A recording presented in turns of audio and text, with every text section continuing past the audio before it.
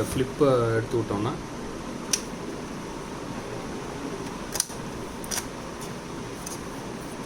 இந்த பேக் எடுத்துடலாம்.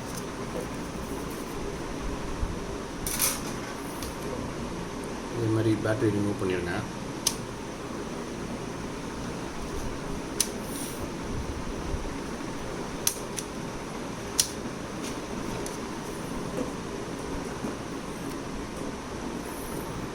இப்போ உங்களுக்கு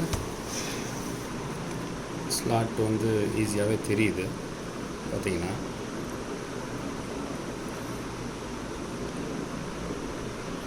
ரேம் ஸ்லாட்டு. ஓகே, இது ஹார்ட் டிஸ்க்கு, இது இருக்குது ஹார்ட் டிஸ்க்கு. ஸோ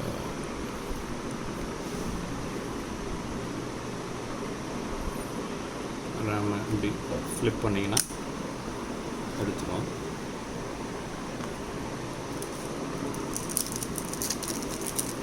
ரூம் எடுங்க.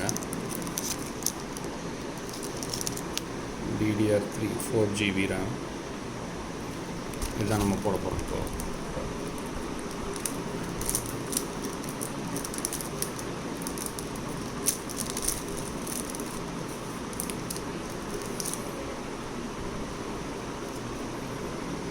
திருப்பி இப்படி கனெக்ட் பண்ணிவிட்டு கரெக்டாக அந்த ஸ்லாட்டில்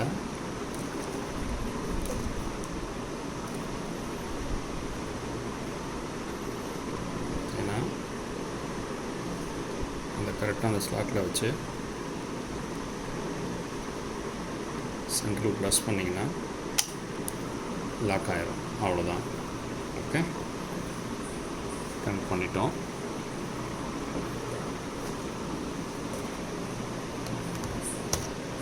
திருப்பி பேட்டரியை கனெக்ட் பண்ணுங்கள். பேக் பேனலில் ஃபிக்ஸ் பண்ணுங்கள்.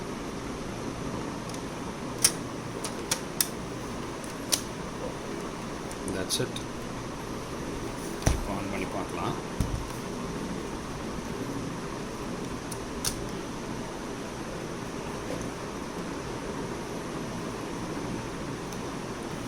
ஆமாம், இது